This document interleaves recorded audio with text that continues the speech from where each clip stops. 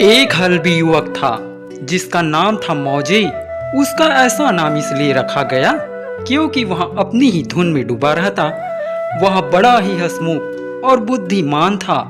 वह सबकी सहायता किया करता, लेकिन उसमें एक कमी थी कि किसी काम में उसका मन नहीं लगता था। उसके पिता को उसके भविष्य की चिंता होती रहती। एक दिन मौजे के पिता ने मौजे को बुलाकर अपने पास बिठाया और उसे समझाने लगे, देखो बेटा, परोपकार से पुण्य तो मिलता है, लेकिन पेट नहीं भरता है। यदि तुम कोई काम नहीं करोगे, चार पैसे नहीं कमाओगे, तो विवाह के बाद अपने परिवार का पालन पोषण कैसे करोगे? पिता ने समझाया, आप तो है, क्या आप मुझे और मेरे बीवी बच्चों को नहीं खिलाएंगे? मौजे ने लापरवाही से कहा, मैं भला कब तक तुम सबको खिलाता रहूंगा? एक दिन जब मैं बूढ़ा होकर मर जाऊंगा, तब तुम्हें कौन खिलाएगा? मौजे के पिता ने पूछा, ठीक है, तो आप बताइए कि मुझे क्या करना चाहिए? मौजे ने अपने पिता से पूछा। वह अपने पिता के मुंह से मरने जीने की बात सुनकर दुखी हुआ। तुम ऐसा करो कि मैं जो साग उगाता हूँ उसे तुम दूसरे गांव में बेच आओ। यदि एक बार तुम दूसरे गांव जाकर साग बेचने में सफल हो जाओगे, तो फिर तुम्हारा मन काम करने में लगने लगेगा। मौजे के पिता ने उत्साहित होकर कहा, ठीक है, जैसा आप कहे। मौजे ने कहा। दूसरे दिन मुंह अंधेरे मौजे के पिता ने अपने खेत से साग तोड़ा और एक टोकरे में रखकर मौज को दे दिया। मौजी साग से भरा टोकरा लेकर दूसरे गांव चल पड़ा। रास्ते में उसके कुछ दोस्त मिले।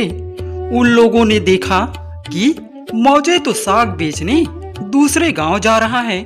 वे भी मौजे की तरह कामचोर थे। उन्हें लगा कि यदि मौजे साग बेचने में सफल हो गया तो उसे काम का महत्व समझ आ जाएगा और तब वह उनकी मंडली को छोड़कर काम काज में लग जाएगा। तब मौजे के दोस्तों ने मौजे को दूसरे गांव जाने का गलत रास्ता बता दिया। मौजे ने सोचा कि ये सब तो उसके पक्के दोस्त हैं, अतः ये जो रास्ता बता रहे हैं तो सही रास्ता बता रहे होंगे। मौजे अपने दोस्तों के बताए रास्ते पर चल पड़ा। चलते चलते वहां एक घने जंगल में जा पहुंचा। जंगल इतना भयावह था कि यदि मौजे की जगह कोई और होता तो उल्टे पांव लौट जाता, किंतु मौजे साहसी था। फिर उसे इस बात की भी चिंता थी कि यदि वह साग बेचने में सफल नहीं हुआ तो उसके पिता दुखी हो जाएंगे। वह अपने पिता को बहुत चाहता था।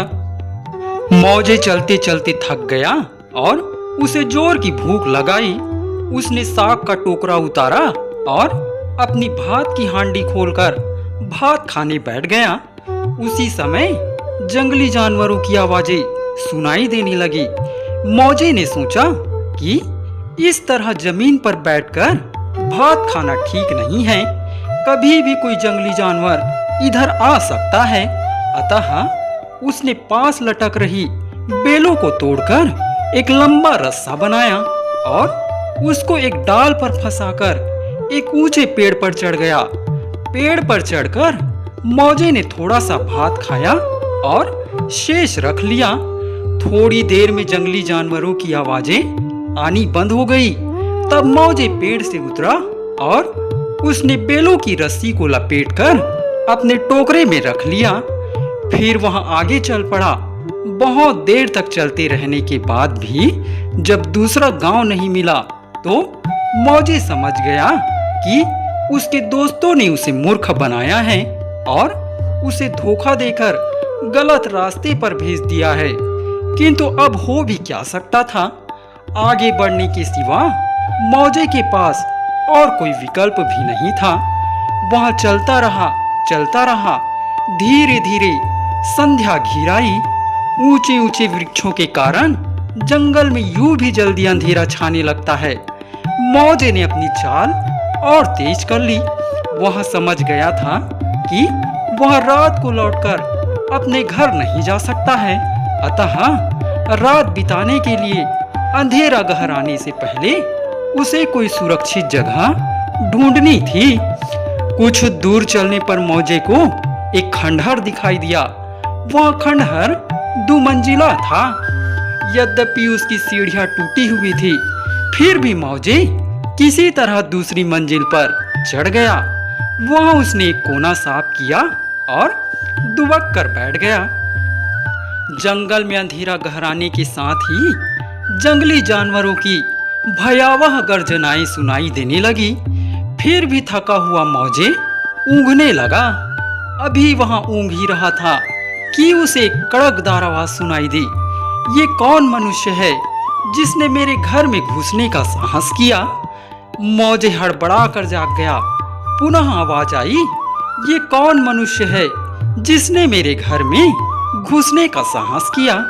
अरे मूर्ख मनुष्य, क्या तुझे पता नहीं है कि मैं एक राक्षस हूँ और मैं तुझे खा जाऊंगा? राक्षस की ललकार सुनकर भी मौजे डरा नहीं। उसने राक्षस से छुटकारा पाने के लिए बुद्धिमानी से काम लिया। मौजे ने भात वाली हांडी, जो कि अब खाली हो चुकी थी, उसे निकाला और हांडी के मुंह में अपना मुंह लगाते हुए राक्षस की नकल में बोला, ये कौन मूर्ख राक्षस है जो मनुष्य और अपनी जाति के राक्षस में अंतर करना भी नहीं जानता है? हांडी के कारण मौजे की आवाज भारी और गर्जनामय सुनाई दी। मौजे की भारी और गर्जना भरी आवाज सुनकर राक्षस घबराया, मगर मुझे तो मनुष्य की गंध आ रही है। राक्षस ने अपनी घबराहट को छिपाते हुए कहा, अरे मूर्ख, मैंने अभी अभी एक मनुष्य को खाया है, इसलिए तुझे मनुष्य की गंध आ रही है। ये ले इसका सबूत। कहते हुए मौजे ने वही पास में पड़ी हुई एक मानव खोपड़ी उठाकर नीचे राक्षस की ओर फेंकी। ठीक है, मैंने मान लिया कि तुम भी एक राक्षस हो, लेकिन मैं तुम्हें तभी अपने घर में रहने दूंगा जब तुम यह सिद्ध कर दो कि तुम मुझसे अधिक बलशाली हो। राक्षस आसानी से मानने वाला नहीं था। ठीक है, ये ले सबूत। ये मेरे हाथ के अंगूठे के नख की कतरन है। कहते हुए मौजे ने साग काटने का हंसिया जोर से घुमाकर नीचे फेंका। हंसिया राक्षस के सिर से जा टकराया। राक्षस का सिर चकरा गया। उसे लगा कि यदि इस नए राक्षस के हाथ के अंगूठे के नख की कतरन इतनी भारी है तो यहाँ तो बहुत ही बलशाली होगा। राक्षस को चुप देखकर मौजे ने तत्काल राक्षस को ललकारा, अरे मूर्ख, यदि तुझे अभी भी तसल्ली नहीं हुई है तो ये ले मेरे नाक का ये एक बाल देख और समझ जा कि मैं कितना अधिक बलशाली हूं। कहते हुए मौजे ने बेलों की रस्सी जो उसने पेड़ पर चढ़ने के लिए बनाई थी नीचे फेंकी।